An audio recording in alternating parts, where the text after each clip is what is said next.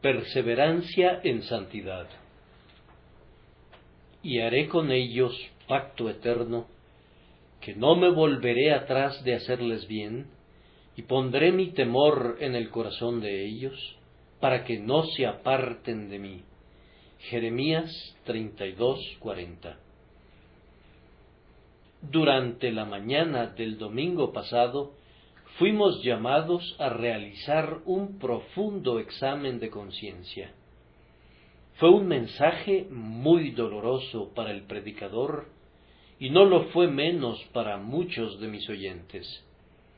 Muchos nunca olvidaremos aquella higuera estéril, cubierta con hojas extemporáneas, que fue condenada a servir de señal para los seres infructuosos de todas las épocas. Yo sentí que estaba en el quirófano usando el bisturí. Sentí una gran ternura y la operación fue dolorosa para mi alma. Cuando se hizo uso del aventador para eliminar la paja, una parte del trigo no tenía el peso suficiente, el viento lo revolvió en su lugar, como para hacer temer que sería arrojado al fuego. Confío que hoy veremos que, a pesar de todo el zarandeo, ningún grano legítimo se perderá. Que el propio Rey se acerque y agasaje a sus santos hoy. Que el Consolador que convenció de pecado venga ahora para darnos ánimo con la promesa. En cuanto a la higuera, comentamos que fue confirmada en su esterilidad. No había producido ningún fruto a pesar de que profesaba lo contrario, y fue reducida a permanecer como estaba. Consideremos otra forma de confirmación, no la maldición de la continuidad en el arraigado hábito de hacer el mal, sino la bendición de la perseverancia en un establecido camino de gracia. Que el Señor nos muestre cómo afirma a sus santos en la justicia y cómo hace que las obras que ha comenzado en ellas permanezcan y perduren e incluso sigan adelante hacia la perfección, de tal manera que no serán avergonzados en el día de su venida. Consideremos nuestro texto de inmediato. En el mundo hay hombres y mujeres con quienes Dios sostiene una relación de pacto. Mezclados con esas miríadas de personas que olvidan a Dios o que incluso desafían a Dios, hay un número de seres bajo un pacto que piensan en Dios, que conocen a Dios, que confían en Dios y que incluso están aliados con Dios. Dios ha establecido un pacto con ellos. Es un prodigio de misericordia que Jehová realice un pacto con los hombres, pero lo ha hecho.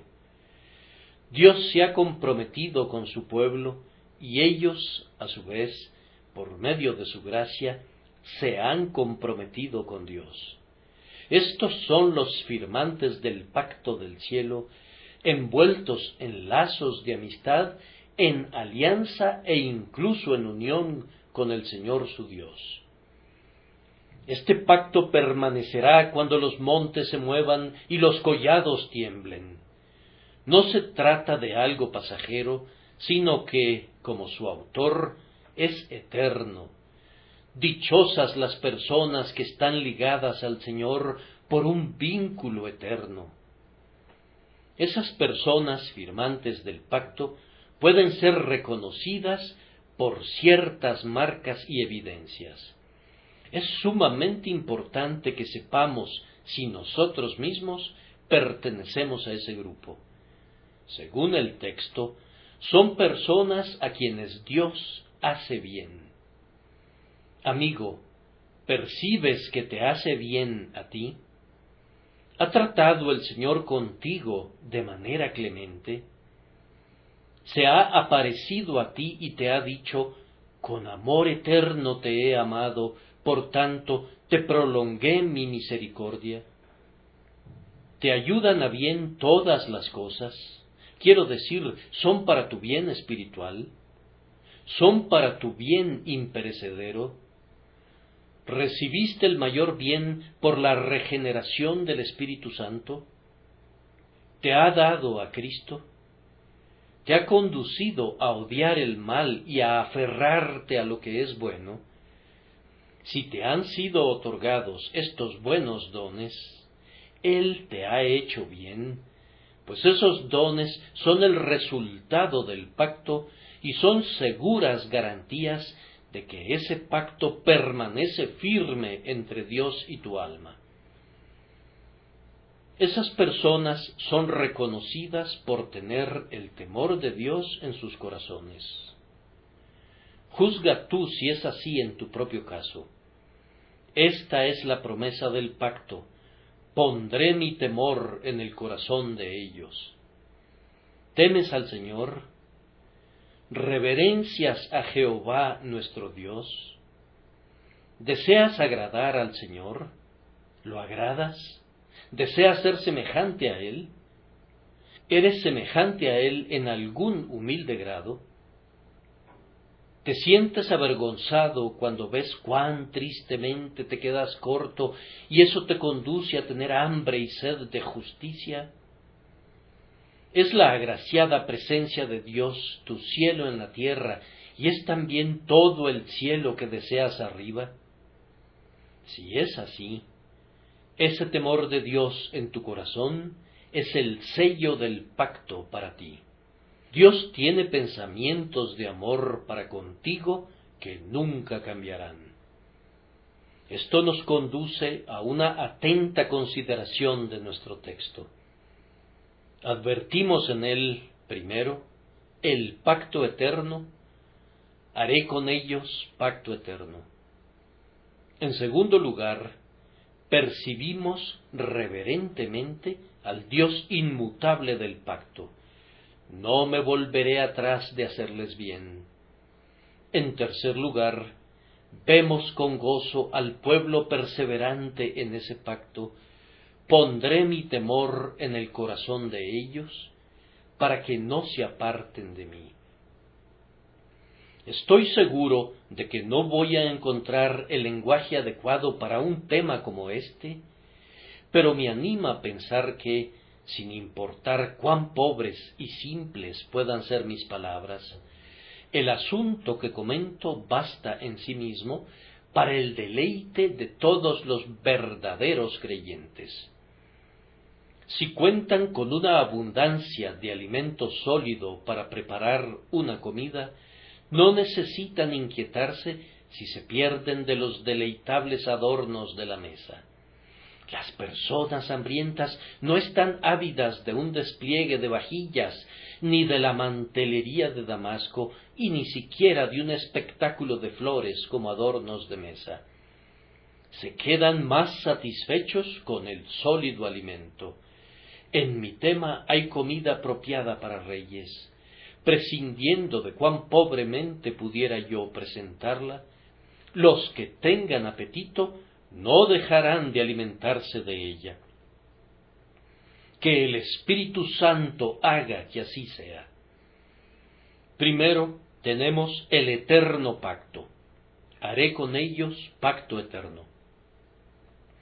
En el capítulo anterior, en el versículo 31, este pacto es llamado un nuevo pacto, y es nuevo en contraste con el pacto previo que hizo el Señor con Israel cuando lo sacó de Egipto. Es nuevo en cuanto al principio sobre el cual está basado. El Señor había dicho a su pueblo que si guardaban sus leyes y andaban en sus estatutos, Él los bendeciría. Puso ante ellos una larga lista de bendiciones ricas y plenas, y todas ellas serían su porción si escuchaban al Señor y obedecían su ley. Verdaderamente Jehová fue un esposo para ellos, supliendo tiernamente todas sus necesidades y sustentándolos en todas sus jornadas. Él los alimentó con alimento de ángeles, los protegió del calor durante el día y alumbró su ciudad constituida por tiendas de lona con una columna de fuego por la noche. Él mismo caminó en medio de ellos y se reveló a ellos como no lo había hecho con ninguna otra nación. Era un pueblo cercano a él, una nación amada por el Señor. Pero aun en las circunstancias sumamente favorables en las que vivieron en el desierto, donde no tenían preocupaciones temporales ni vecinos que los desorientaran, no guardaron los estatutos de su Dios. Es más, ni siquiera le permanecieron fieles, reconociéndolo como su Dios, pues adoraron una imagen de fundición y compararon al Señor de gloria con un buey que come hierba. Se inclinaron delante de la imagen de un becerro que tiene cuernos y pezuñas, y clamaron: Israel, estos son tus dioses que te sacaron de la tierra de Egipto. Así invalidaron el pacto de la manera más disoluta y malvada. Un pacto de aquella índole fue fácilmente violado por un pueblo rebelde. Por tanto, el Señor, en su gracia inmensurable, resuelve hacer con ellos un pacto de un nuevo tipo que no puede ser invalidado así. El Señor fue fiel al antiguo pacto. La invalidación la llevó a cabo el pueblo, tal como leemos en Jeremías 31:32. Ellos invalidaron mi pacto, aunque fui yo un marido para ellos. Después de una prolongada paciencia, Él los visitó por sus iniquidades, y sus cadáveres cayeron en el desierto, pues no pudieron entrar en su reposo. En épocas posteriores, los entregó en manos de sus enemigos, que fueron un flagelo para ellos, hizo que fueran llevados cautivos, y por último, permitió que los romanos quemaran su ciudad santa y dispersaran al pueblo por todas las tierras. No quisieron guardar el pacto de Dios y por tanto recibieron el castigo de su traición.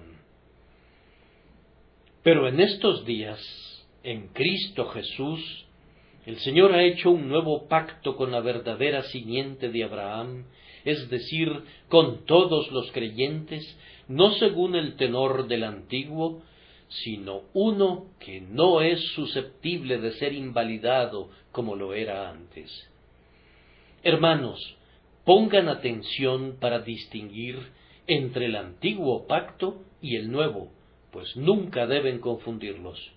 Muchos no captan nunca la verdadera idea del pacto de gracia. No entienden una alianza basada en una promesa pura. Hablan acerca de la gracia, pero la consideran como dependiente del mérito. Hablan acerca de la misericordia de Dios, y luego combinan con ella unas condiciones que la hacen más bien justicia que gracia. Distingan entre cosas que difieren. Si la salvación es por gracia, ya no es por obras. De otra manera, la gracia ya no es gracia. Y si por obras, ya no es gracia. De otra manera, la obra ya no es obra. El nuevo pacto es todo por gracia, desde su primera letra hasta su última palabra, y tendremos que mostrarles esto conforme avancemos. Es un pacto eterno, sin embargo. Ese es el punto sobre el que insiste el texto. El otro pacto fue de corta duración, pero este es un pacto eterno. A pesar del pensamiento moderno, yo espero que se me permita creer que la palabra eterno quiere decir que dura para siempre. Mientras el lenguaje tenga algún significado, estaremos satisfechos con que un pacto eterno quiere decir un pacto que nunca terminará. ¿Por qué es eterno? La primera razón por la que es un pacto eterno es porque fue realizado con nosotros en Cristo Jesús. El pacto de obras fue establecido con la raza humana en el primer Adán, pero el primer Adán fue culpable y falló demasiado pronto. No pudo soportar el peso de su responsabilidad, así que ese pacto fue invalidado. Pero la fianza del nuevo pacto es nuestro Señor Jesucristo, y Él no tiene ningún defecto, antes bien es perfecto. El Señor Jesús es la cabeza federal de sus elegidos y ocupa el lugar de quienes son considerados como miembros de su cuerpo, siendo Él su cabeza, su vocero, su representante. El Señor Jesús, como el segundo Adán, realizó un pacto con Dios a nombre de su pueblo, y debido a que no puede fallar, pues en Él no hay ni debilidad ni pecado, el pacto del cual Él es el fiador debe permanecer. Él permanece para siempre en su sacerdocio según el orden de Melquisedec y en el poder de una vida perdurable. Tanto en su naturaleza como en su obra, Él está eternamente calificado para estar delante del Dios viviente. Goza de una absoluta perfección bajo cada faceta, y por tanto el pacto permanece en Él. Estando escrito, he aquí que yo lo di por pacto a los pueblos, vemos que el pacto no puede fallar, porque quien es su suma y su sustancia no puede fallar. Debido a que el Señor Jesús representa en el pacto a todo su pueblo creyente, el pacto es eterno. A continuación, el pacto no puede fallar porque su lado humano ha sido cumplido. El lado humano puede ser considerado como su lado débil, pero cuando Jesús se convirtió en el representante del hombre, ese lado quedó asegurado. En esta hora ha cumplido al pie de la letra cada estipulación de la parte de la cual era la fianza. Engrandeció a la ley y la hizo honorable por su propia obediencia a ella. Cumplió las demandas del gobierno moral y reparó los daños sufridos por la santidad debido a las ofensas del hombre. La ley es más glorificada por su muerte expiatoria que deshonrada por el pecado del hombre. Este hombre ofreció un sacrificio por los pecados para siempre, y eso fue tan eficaz para el cumplimiento del pacto que está sentado a la diestra de Dios.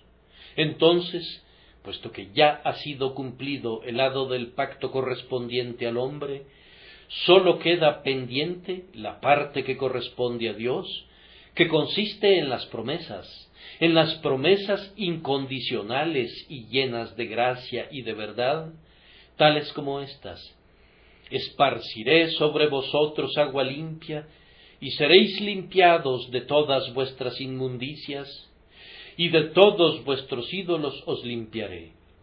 Os daré corazón nuevo, y pondré espíritu nuevo dentro de vosotros, y quitaré de vuestra carne el corazón de piedra, y os daré un corazón de carne, y pondré dentro de vosotros mi espíritu, y haré que andéis en mis estatutos, y guardéis mis preceptos, y los pongáis por obra. ¿Acaso no será Dios fiel con sus compromisos? Sí, ciertamente. Cuando Él hace un pacto, y la parte de ese pacto que corresponde al hombre ya ha sido cumplida, pueden estar seguros de que de parte del Señor ninguna palabra caerá al suelo. Todo será cumplido al pie de la letra. Además, el pacto tiene que ser eterno, pues está fundado sobre la gracia inmerecida de Dios. El primer pacto estaba condicionado a la obediencia de los hombres. Si guardaban la ley, Dios los bendeciría. Pero fallaron por causa de la desobediencia y heredaron la maldición. La soberanía divina determinó tratar con los hombres no según el mérito, sino según la misericordia, no de acuerdo al carácter personal de los hombres, sino de acuerdo al carácter personal de Dios, no dependiendo de lo que los hombres pudieran hacer, sino dependiendo de lo que el Señor Jesús llevaría a cabo. La gracia soberana declara que tendrá misericordia del que tenga misericordia, y que se compadecerá del que se compadezca. Esta base de soberanía no puede ser conmovida. El pacto que salva a los hombres de acuerdo a la voluntad y al beneplácito de Dios está cimentado sobre roca, pues la gracia inmerecida de Dios es siempre la misma y la soberanía de Dios está vinculada a la inmutabilidad, tal como está escrito: Yo Jehová no cambio. Por esto, hijos de Jacob, no habéis sido consumidos. El más ligero toque de mérito introduce un material perecedero en el pacto, pero si es por la pura gracia, entonces el pacto es eterno. Además, en el pacto es provisto todo aquello que puede suponerse que es una condición. Es necesario que, para ser perdonado, el hombre se arrepienta, pero entonces el Señor Jesús es exaltado en lo alto para dar arrepentimiento y remisión de pecados. Es necesario que, para ser salvado, el hombre tenga fe en el Señor Jesucristo. Pero la fe viene por la operación de Dios, y el Espíritu Santo obra en nosotros este fruto del Espíritu. Es necesario, antes que entremos al cielo, que seamos santos. Pero el Señor nos santifica por medio de la palabra y produce en nosotros así el querer como el hacer por su buena voluntad. Todo lo que es requerido es también suministrado. Si hubiere en cualquier lugar en la palabra de Dios algún acto o gracia que sean mencionados como si fueran una condición para la salvación, en otra escritura son descritos como un don del pacto que serán otorgados a los herederos de la salvación por Jesucristo. Así que la condición que pudiera parecer que pone en peligro al pacto está tan seguramente provista que no puede surgir de allí ninguna falla o fisura. Además, el pacto tiene que ser eterno, porque no puede ser sustituido por nada más glorioso. En el orden de las obras de Dios, Él siempre avanza de lo bueno a lo mejor. La antigua ley fue suprimida porque Él la desaprobó, y por lo tanto el nuevo pacto tiene que durar hasta que se encuentre una falla allí, lo cual no sucederá nunca. Esta es la gloria que sobresale. Ningún brillo puede superar a la gloria de Dios en el rostro de Jesucristo. No puede haber nada más lleno de gracia, nada más recto, nada más justo para Dios o más seguro para el hombre que el plan de salvación que es proclamado en el pacto de gracia. La luna cede su puesto al sol, y el sol cede su puesto a un lustre que sobrepasará a la luz de 7 días. Pero ¿qué habría de reemplazar a la luz de la gracia inmerecida y el amor que muere, la gloria del amor que entregó al unigénito para que nosotros pudiéramos vivir por medio de él? El pacto de gracia hecho con nosotros en Cristo Jesús es la obra maestra de la sabiduría y del amor divinos, y está establecido sobre principios tan sólidos que tiene que perdurar para siempre. Amados, confíen en el pacto de gracia como aquel que les proporciona la seguridad eterna y el consuelo ilimitado. Tiene que ser eterno, puesto que fue divino en su concepción. Ciertamente el consejo del Señor permanecerá. ¿Quién más podría haber pensado en un pacto ordenado en todas las cosas y será guardado para ser realizado con el hombre culpable? Fue divino también en su implementación y por tanto perdurará. ¿Quién podría haber provisto un Salvador como el unigénito del Padre? ¿Quién podría haberlo dado por pacto sino el Padre? El pacto es divino en su permanencia. Noten bien la palabra del Señor: haré con ellos pacto eterno. Él no dice, ellos harán un pacto conmigo, sino haré con ellos pacto eterno. Que Dios sea el hacedor del pacto es una razón para su certeza y perennidad. El Dios fiel ha dado garantías que lo fijan firmemente y que son su promesa y su juramento, esas dos cosas inmutables en las cuales es imposible que Dios mienta. A través de ellas tenemos un consuelo eficaz, es decir, los que hemos huido a Cristo Jesús en busca de refugio. Esto basta en cuanto al primer punto, aunque es muy poco comparado con la grandeza del tema. En segundo lugar, tenemos que pensar devotamente en el Dios inmutable del pacto. No me volveré atrás de hacerles bien. Por favor, adviertan aquí los términos usados. El Señor no dice simplemente no me volveré atrás, sino no me volveré atrás de hacerles bien. Él no dejará de hacerles bien a sus elegidos. El Señor está siempre haciéndole bien a su pueblo, y aquí promete que nunca dejará de bendecirlos. No sólo los amará siempre, sino que siempre demostrará su amor a través de una benignidad y una bendición activas. Él está comprometido a continuar los dones y la obra de su bondad.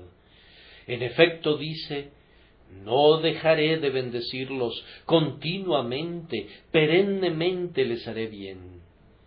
Ahora, ¿por qué es que Dios es inmutable en sus acciones para con sus hijos bajo el pacto? Él no se volverá atrás de hacerles bien, primero, porque lo ha dicho. Eso basta. Jehová habla y su voz contiene el fin de toda controversia. Él dice, no me volveré atrás de hacerles bien, y estamos seguros de que no invalidará su palabra. No necesito presentarles más razones. Esta basta. El Señor lo ha dicho y no lo hará. Recordemos que no hay ninguna razón válida para que se vuelva atrás de hacerles bien. Ustedes me mencionan su propia indignidad. Sí, pero observen que cuando Él comenzó a hacerles bien, ellos eran tan indignos como podían serlo. Comenzó a hacerles bien cuando estaban muertos en sus delitos y pecados. Comenzó a hacerles bien cuando eran enemigos, rebeldes, y cuando estaban bajo condenación. Cuando el pecador siente por primera vez el movimiento del amor divino en su corazón, no está en ningún estado encomiable. En algunos casos el hombre es un borracho, un blasfemo, un mentiroso o una persona profana. En ciertos casos el hombre ha sido un perseguidor como Manasés o Saúl. Si Dios cesara de bendecirnos por no ver nada bueno en nosotros, ¿por qué comenzó a hacernos bien cuando no teníamos ningún deseo de Él? Cuando comenzó a hacernos bien, éramos un cúmulo de miseria, un abismo de carencias y un muladar de pecados. Prescindiendo de lo que seamos ahora, no somos diferentes de lo que éramos cuando Él reveló por primera vez su amor hacia nosotros. El mismo motivo que lo condujo a comenzar, lo conduce a continuar, y ese motivo no es sino la gracia. Además, no puede haber ninguna razón en la imperfección del creyente para que el Señor deje de hacerle bien, en vista de que Él vio anticipadamente todo el mal que habría en nosotros. Ningún hijo descarriado de Dios sorprende a su Padre Celestial. Él conoció anticipadamente cada pecado que habríamos de cometer. Él se propuso hacernos bien a pesar de toda esa iniquidad que fue vista anticipadamente. Entonces, si entró en un pacto con nosotros y comenzó a bendecirnos con todo nuestro pecado ante su mente, nada nuevo puede brotar que pudiera alterar el pacto hecho una vez con todo y esos inconvenientes conocidos y tomados en cuenta. No hay ningún pecado escarlata que hubiere sido omitido, pues el Señor ha dicho: venid luego, dice Jehová, y estemos a cuenta, si vuestros pecados fueren como la grana. Él estableció un pacto de que no se volvería atrás de hacernos bien, y ninguna circunstancia ha surgido o pudiera surgir que le hubiere sido desconocida cuando comprometió así su palabra de gracia. Además, quisiera que recordaran que Dios no ve en este día bajo la misma luz de siempre. Él nos vio al principio bajo el pecado, caídos y depravados, y sin embargo prometió hacernos bien. Él me vio arruinado en la caída, sin embargo me amó a pesar de todo. Y si hoy soy pecador, si hoy tengo que gemir en razón de mi naturaleza malvada, con todo, solo estoy donde estaba cuando me eligió, y me llamó y me redimió por la sangre de su Hijo. Porque Cristo, cuando aún éramos débiles, a su tiempo murió por los impíos. Éramos indignos objetos sobre los cuales Él derramó su misericordia por ningún otro motivo que el que extrajo de su propia naturaleza. Y si todavía somos indignos, su gracia es todavía la misma. Si es así, es decir, si trata todavía con nosotros según la gracia, es evidente que todavía nos ve como indignos. ¿Y por qué no habría de hacernos bien ahora, tal como lo hizo al principio? Puesto que la fuente es la misma, ciertamente el torrente continuará fluyendo. Además, recuerden que Él nos ve ahora en Cristo. He aquí que Él ha puesto a su gente en las manos de su amado Hijo. Nos ha introducido en el cuerpo de Cristo, porque somos miembros de su cuerpo, de su carne y de sus huesos. Nos mira que hemos muerto en Cristo, que hemos sido enterrados en Él, y que en Él hemos resucitado. Como el Señor Jesucristo es agradable al Padre, entonces nosotros somos también agradables al Padre en Él, pues el hecho de estar en Él nos identifica con Él. Si nuestra aceptación para con Dios está basada en la aceptación de Cristo ante Dios, entonces permanece firmemente y es un argumento inmutable para que el Señor Dios nos haga bien. Si estuviéramos delante de Dios en nuestra propia justicia individual, nuestra ruina sería segura e inaplazable, pero nuestra vida está escondida en Jesús más allá de todo peligro. Crean firmemente que Dios tendría que rechazar a Cristo para poder rechazar a su pueblo. Mientras no repudie a la expiación y a la resurrección, no puede echar fuera a ninguno de aquellos con quienes Él mismo ha establecido un pacto en el Señor Jesucristo. El Señor no se volverá atrás de hacerle bien a su pueblo, porque Él ya le ha mostrado mucha benevolencia, y todo lo que ha hecho se perdería si no terminara su obra. Cuando entregó a su Hijo, nos dio una segura garantía de que tenía la intención de terminar su obra de amor. Se dice del hombre que no completa su obra. Este hombre comenzó a construir y no fue capaz de terminar, pero eso no se dirá nunca del Señor Jehová.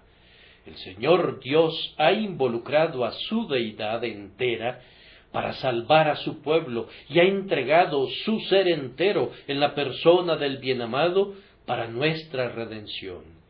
¿Y puedes creer que va a fallar en eso? Ciertamente la idea es blasfema. Algunos de nosotros hemos conocido ya demasiado amor para creer que cesará de fluir hacia nosotros alguna vez. Hemos sido tan favorecidos que no nos atrevemos a temer que su favor hacia nosotros cese. El sentido del amor de Dios, cuando es revelado al alma, es tan celestial y tan divino, que no podemos creer que nos haya sido dado para burlarse de nosotros. Hemos sido transportados con tales torrentes de amor que nunca hemos de creer que puedan secarse. El Señor ha tenido una comunión tan íntima con nosotros que el secreto del Señor está con nosotros y Él reconocerá por siempre esa señal mística por la cual nuestra unión ha sido sellada. Como Pablo, cada uno de nosotros puede decir: yo sé a quién he creído y estoy seguro que es poderoso para guardar mi depósito para aquel día. El costo en que ha incurrido nuestro Señor nos asegura que Él completará sus designios de gracia. Amados, nos sentimos seguros de que Él no cesará de bendecirnos, porque hemos probado que incluso cuando Él ha ocultado su rostro, no se ha vuelto atrás de hacernos bien. El Señor ha retirado la luz de su rostro, pero nunca el amor de su corazón. Cuando el Señor ha ocultado su rostro de su pueblo, ha sido para hacerles bien, haciendo que se enfermen del ego y que estén ávidos de su amor. Cuán a menudo nos ha rescatado de nuestro descarrío, haciendo que sintamos el mal del pecado que contrista su espíritu. Cuando hemos clamado: ¿quién me diera el saber dónde hallar a Dios?, hemos sido grandemente bendecidos por la angustia de nuestra búsqueda. Ustedes mismos me son testigos, pueblo atribulado de Dios, que la disciplina del Señor ha sido siempre para su bien. Cuando el Señor los ha herido hasta que la herida se ha tornado amoratada, su corazón ha sido mejorado. Cuando el Señor les ha suprimido sus consuelos, les ha hecho bien al conducirlos más cerca del bien más excelso. El Señor los ha enriquecido a través de sus pérdidas y los ha hecho saludables gracias a sus enfermedades. Entonces, si cuando es visto bajo los colores más oscuros, el Señor nuestro Dios no se ha vuelto atrás de hacernos bien, estamos persuadidos de que nunca cesará de saturarnos de beneficios diariamente. Además, concluyo con este argumento, que Él ha involucrado su honor en la salvación de su pueblo. Si los elegidos y los redimidos del Señor fueran echados fuera, ¿dónde estaría la gloria de su redención? ¿No diría el enemigo respecto al Señor: no tuvo el poder para cumplir su pacto, ni la constancia para continuar bendiciéndolos? ¿Acaso se diría eso acerca del Señor alguna vez? ¿Perdería así la gloria de su omnipotencia e inmutabilidad? No puedo creer que algún propósito del Señor pudiera fallar, ni tampoco concibo que pudiera retirar sus declaraciones de amor para aquellos con quienes está en pacto. El Dios que adoramos y reverenciamos, el Dios de Abraham, el Dios y Padre de nuestro Señor y Salvador Jesucristo, no desfallece ni se fatiga con cansancio. Pero si Él determina una cosa, ¿quién lo hará cambiar? Para siempre se acordará de su pacto. Acerca de nuestro Señor podemos cantar ciertamente: su honor se ha comprometido a salvar a la más insignificante de sus ovejas. Todo lo que su Padre Celestial le dio, sus manos lo guardarán seguramente. Si mis argumentos les parecen buenos o no, es de poca importancia, pues el texto es la inspirada palabra de Dios y no puede ser malentendido o cuestionado. Así dice el Señor, no me volveré atrás de hacerles bien. La tercera parte de nuestro tema nos conduce a ver al pueblo perseverante en el pacto. Pondré mi temor en el corazón de ellos, para que no se aparten de mí. Déjenme leer muy claramente estas palabras. No se aparten de mí. Si sólo hubiese ese texto en la Biblia, bastaría para demostrar la perseverancia final de los santos, que no se aparten de mí. La salvación de quienes están en un pacto con Dios es provista aquí por una absoluta promesa del Dios omnipotente que debe ser cumplida. Es clara, llana, incondicional y positiva. Que no se aparten de mí. No se cumple alterando el efecto de la apostasía. Si se apartaran de Dios, eso sería fatal. Supongan que un hijo de Dios se apartara completamente del Señor y perdiera enteramente la vida de Dios. ¿Qué pasaría entonces? ¿Sería salvado a pesar de ello? Yo respondo que su salvación radica en el hecho de que él nunca perderá por completo la vida de Dios. ¿Por qué habríamos de preguntar qué sucedería en algún caso que no puede ocurrir nunca? Pero si hemos de suponerlo, no somos tardos en decir que si el creyente fuera separado enteramente de Cristo, sin ninguna duda, debería perecer eternamente. Si un hombre no permanece en Cristo, es cortado como una rama y se seca. La Escritura es muy positiva al respecto. Si la gracia se fuera, la seguridad se iría también. Buena es la sal, mas si la sal se hace insípida, ¿con qué la sazonaréis? Y recayeron, sean otra vez renovados para arrepentimiento. Si la obra de la gracia pudiera fallar entera y completamente en algún hombre, el caso estaría más allá de todo remedio, puesto que, bajo esa suposición, el mejor instrumento habría sido probado y falló. Si el Espíritu Santo en verdad ha regenerado a un alma, y a pesar de ello, esa regeneración no la salva de la apostasía total, ¿qué podría hacerse? Existe algo que se llama nacer de nuevo, pero no existe tal cosa como nacer una y otra vez. La regeneración es de una vez por todas, no puede repetirse. La Escritura no tiene ninguna palabra ni sugerencia de que pudiera repetirse. Si los hombres han sido lavados en la sangre de Jesús y han sido renovados por el Espíritu Santo, y este proceso sagrado fracasare, no quedaría disponible nada más. Si todas las cosas viejas pasaron y todas las cosas fueron hechas nuevas, ¿podría imaginarse que esas cosas nuevas pudieran volverse viejas otra vez?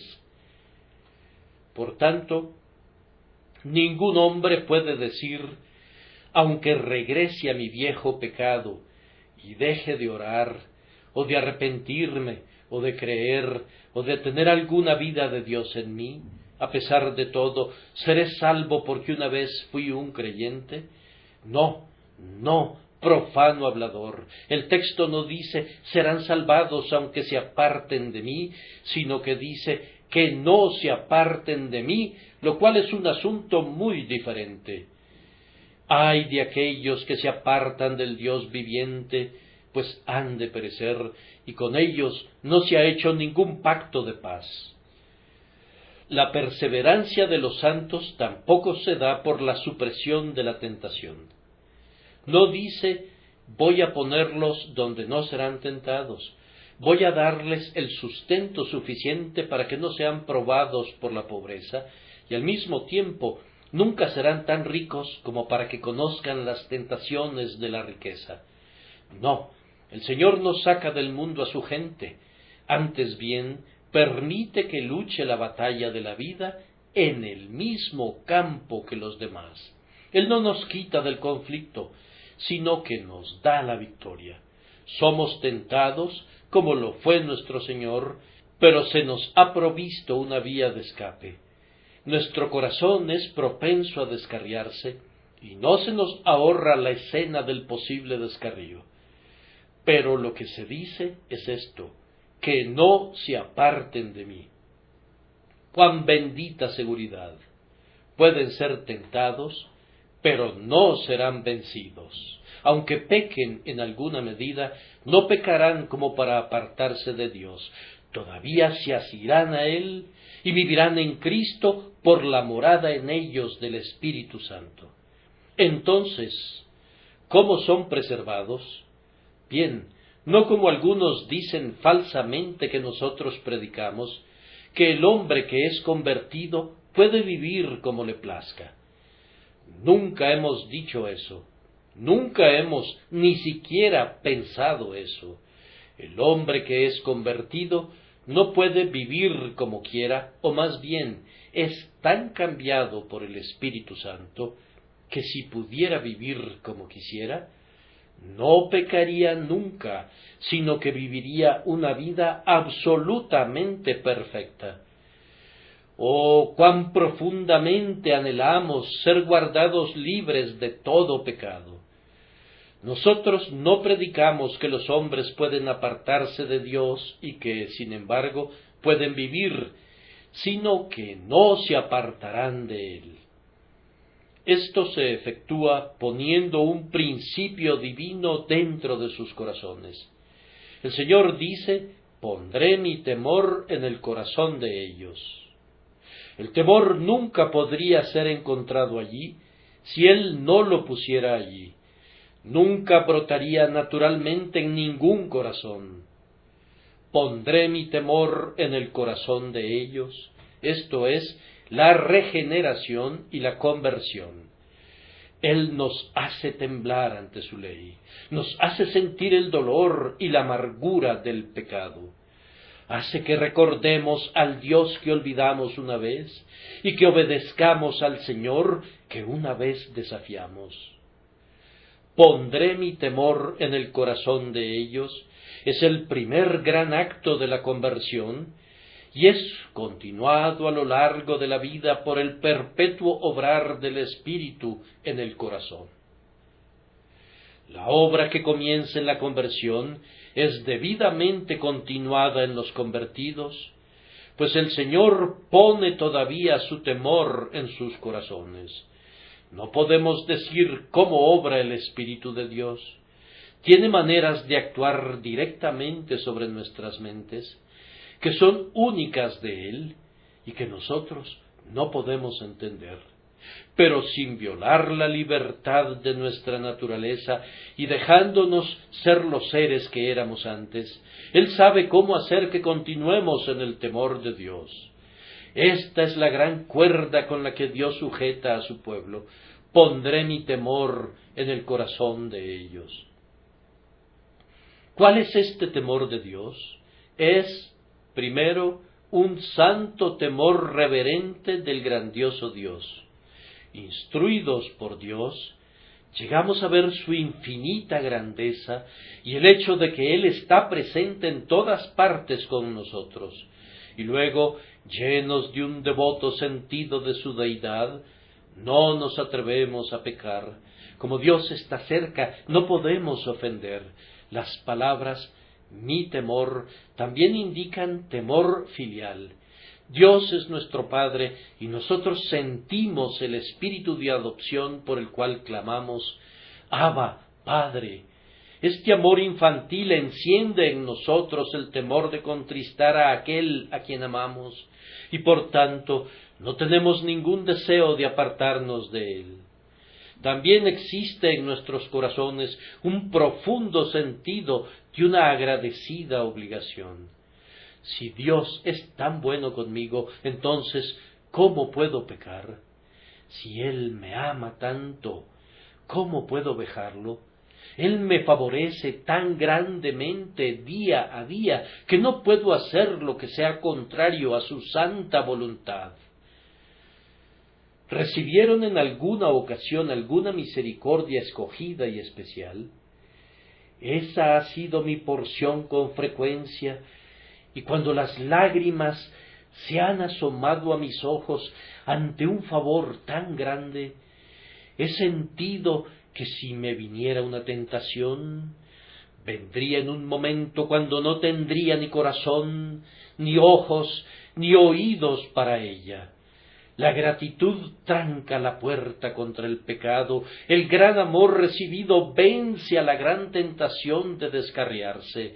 Nuestro clamor es: el Señor me baña en su amor, Él me consiente con una comunión muy íntima y muy amorosa consigo mismo.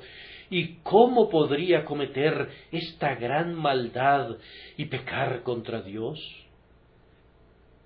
Amados por Él tan especialmente y unidos a Él mediante un pacto eterno, ¿cómo podemos huir ante un amor tan prodigioso?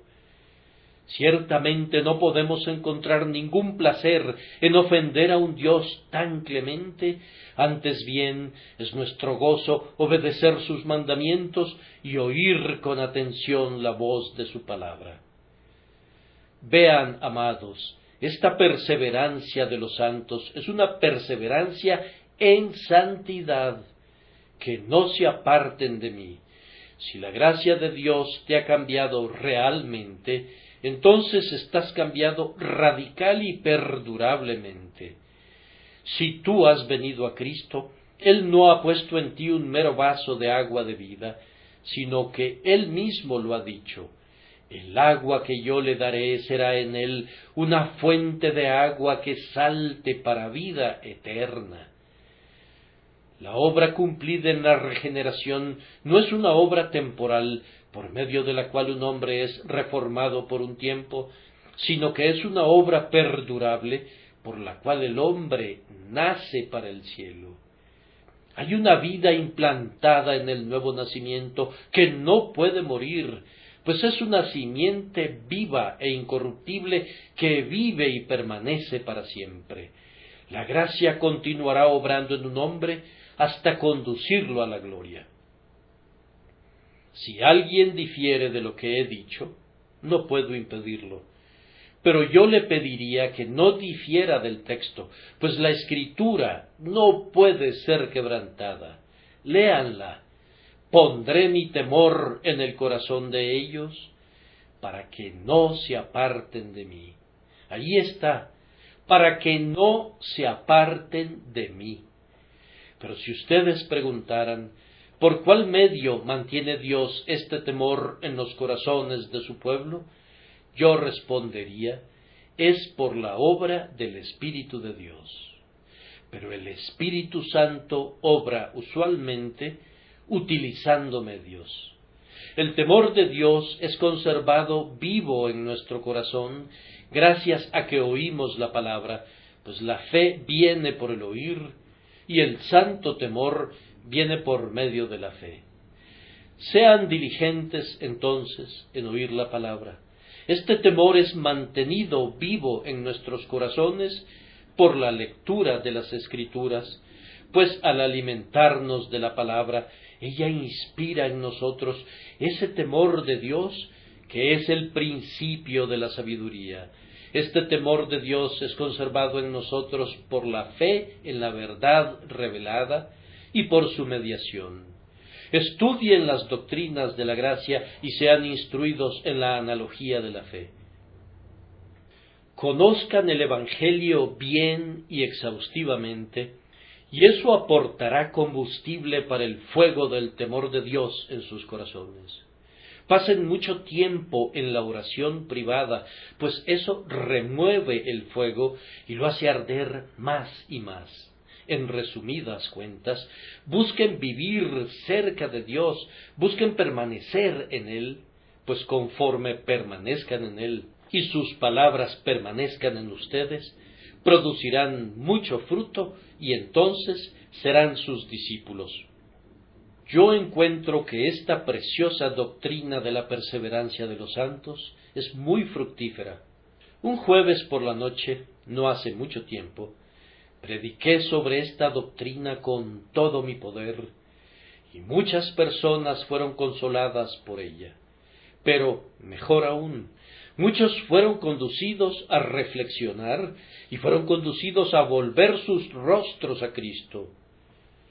Algunos predican una doctrina que tiene una puerta muy ancha, pero es solamente una puerta, y cuando entran no hay nada que se pueda obtener. No están más seguros que cuando estaban fuera. Las ovejas no tienen prisa de entrar donde no hay pastos. Algunos han pensado que mi doctrina es estrecha, aunque yo estoy seguro de que no lo es. Pero si una puerta pareciera estrecha y con todo hubiera algo digno de poseerse al entrar, muchos buscarían ser admitidos. Hay tales bendiciones portentosas provistas en el pacto de gracia, que aquellos que son sabios están ansiosos de obtenerlas.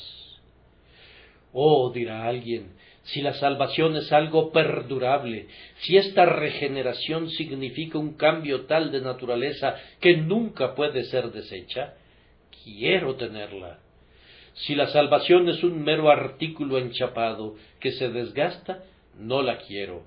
Pero si es integralmente plata pura, ansío tenerla.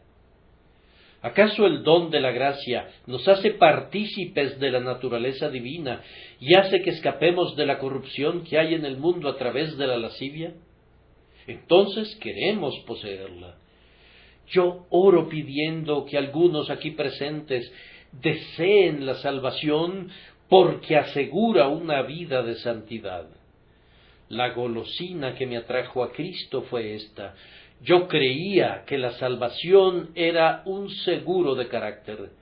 ¿De qué mejor manera puede un joven limpiar su vida que poniéndose en las santas manos del Señor Jesús para ser protegido de caer? Yo me dije, si me entrego a Cristo, Él me salvará de mis pecados. Por tanto, vine a Él y Él me guarda. Oh, cuán musicales son estas palabras, que no se aparten de mí. Para usar una antigua figura, asegúrense de comprar un boleto que cubra la ruta completa. Muchas personas sólo han creído que Dios las salva temporalmente, en tanto que sean fieles, o en tanto que sean denodadas. Amados, crean que Dios los guarda fieles y denodados toda su vida. Compren un boleto por el trayecto completo. Obtengan una salvación que cubra todos los riesgos. No hay ningún otro boleto emitido por parte de la oficina autorizada, excepto un boleto por la ruta completa. Cualquier otro boleto es una falsificación. Quien no pueda conservarlos perdurablemente, no puede conservarlos por un día. Si el poder de regeneración no dura toda la vida, podría no durar ni siquiera una hora. La fe en el pacto eterno agita la sangre de mi corazón, me llena de gozo agradecido, me inspira confianza y me enardece de entusiasmo. No podría renunciar nunca a mi creencia en lo que el Señor ha dicho, y haré con ellos pacto eterno, que no me volveré atrás de hacerles bien, y pondré mi temor en el corazón de ellos, para que no se aparten de mí. Que Dios los bendiga por Cristo nuestro Señor. Amén.